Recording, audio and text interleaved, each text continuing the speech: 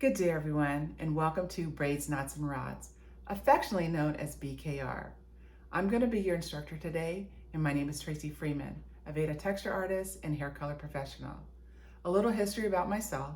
I currently work at Square One Salon and Spa, and I've been a hairstylist for about 28 years and been in the Veda network for about 24. I'm really excited and I'm looking so forward to giving you this information today with this class. I think it's going to set you up for success with another tool in your toolbox to service those guests with textured hair, especially the black and brown women. So let's move on. The first thing I want to share with you, we can talk about, is our Veda mission, how important it is for us to recognize what the mission stands for. One of the key words that is in the mission that I love is set an example. And I feel like Veda is doing that currently. They're setting an example and a standard of what it means to service women that have textured hair, especially the black and brown women. They're setting the example to allow salons to be more inclusive and also safe spaces to service these women, because everyone deserves to be serviced in a high-end salon. So think about your word. What word stands out to you that's profound in the Veda mission, that resonates with you, that kind of sets us aside from any other brands that service guests with textured hair? Got your word? Perfect. Let's move on. Let's do a little bit of a wellness. What I want you to do is just share amongst yourselves a brief statement or what you like to do for self-care. I feel like that is so important, and that's always a missed opportunity for all of us, to where we don't take enough time to do self-care for ourselves.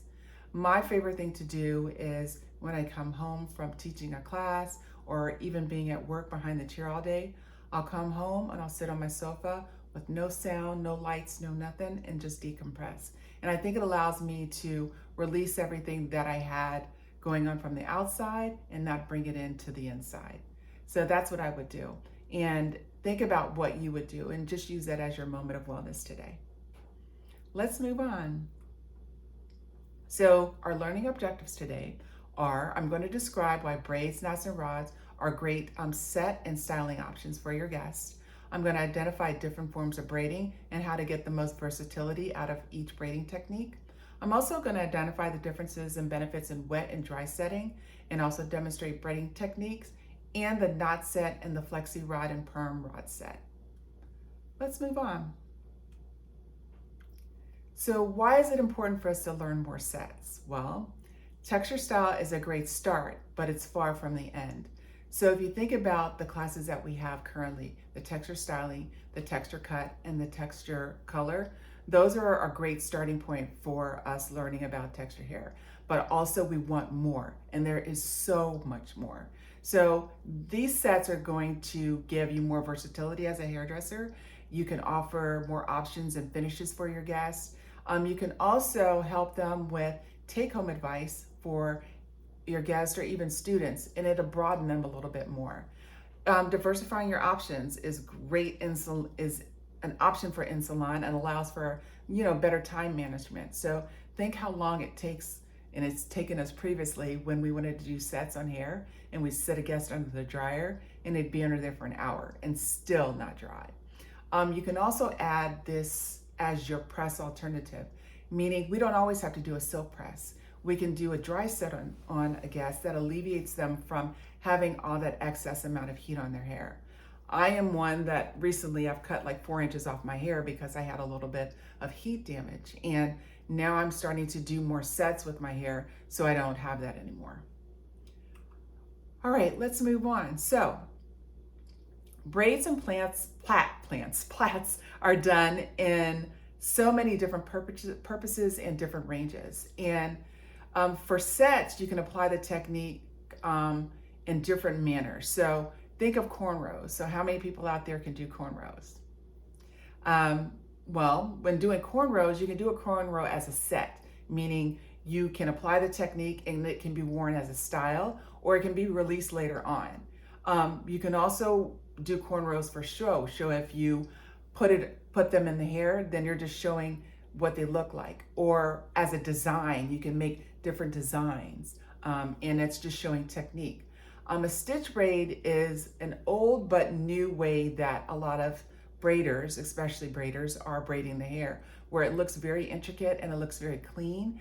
And I'll show you on Amber here what we use for our stitch braids and the product that we use. Plaits are another way of setting the hair, which greatest with plaits is that you could do them either wet or you could do them dry, depending on how you want the hair to look. If you want longevity or if you want things to be pillowy and fluffy, you could use plaits as a dry set. All right, let's move on. So in front of you, you should have your leaflet.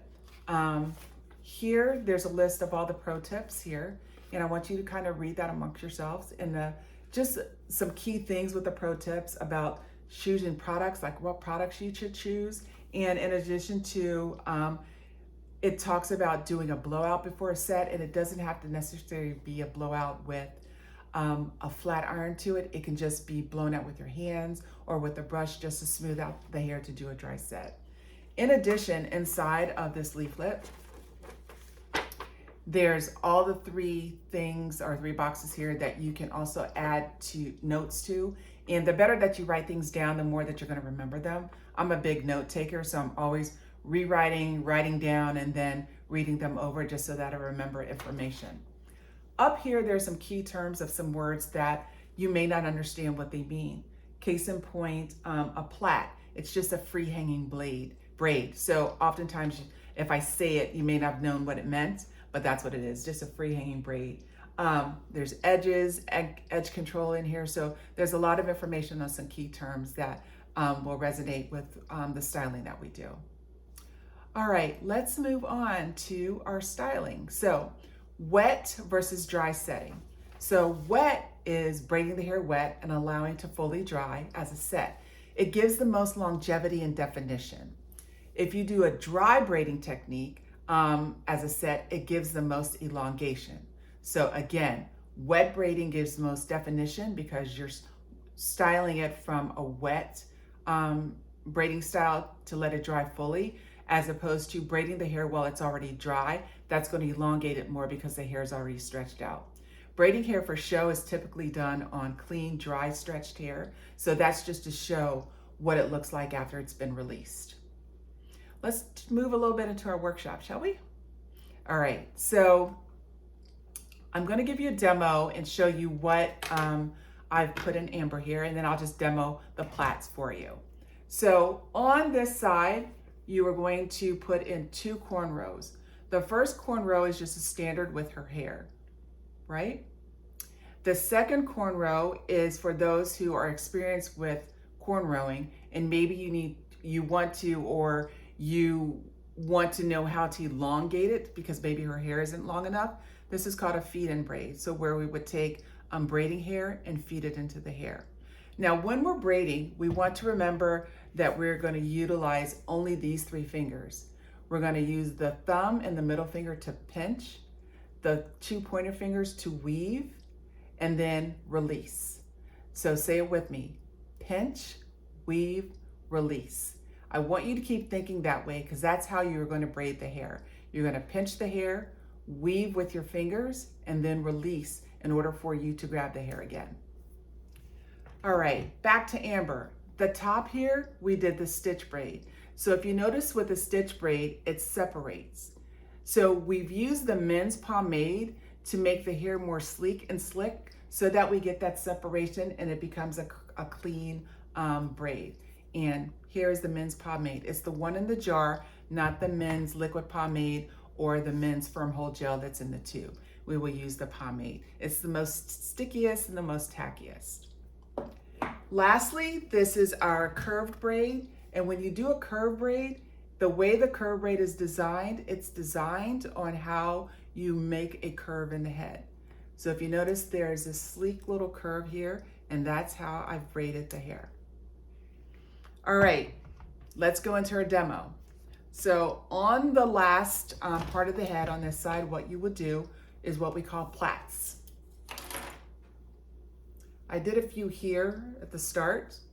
It's basically just a three-strand braid. But what it does, it allows you to either do it wet and then release it, or some people like to wear it as a hairstyle. I'm gonna stand up and demo this for you. I have two nephews who like to wear their hair, what I call in a little mop top on the top, and I do braid their hair often as well. Make sure that the hair is thoroughly saturated. She was a little dried out, so I re-wet her. But as a guest, you want to make sure that you are using our NutriPlenish leave-in conditioner that'll give hydration and moisture to the hair, and also make for a good slip when you're ready to braid. Make sure that the hair has been detangled.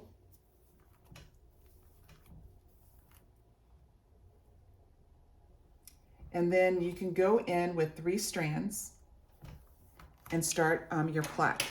So I'm going to separate into 1, 2, 3. I'm going to take my first section and cross it under, and my middle section is going to go over, and then my third section is going to go under. So in braiding, it's an over and under technique. But you want to make sure that you hold the hair taut and tight so that the hair does not separate, or that it stays intact. Amber has pretty good hair, so as I braid down, you can see the product still looking juicy there, seeping through a little bit. And we do want to see that. That means we have enough product on there to help with her set. When we get down to the ends of her, we can braid all the way down to the ends, but she probably has a good curl pattern that is going to end up like that. And then our last one, we're going to do the same thing. Remember, it's an over-under technique. So separate into 3. So middle section goes over, under with the section 1, and under with the section 2, and make sure that you are grabbing the hair, making it very tight so that it doesn't come apart.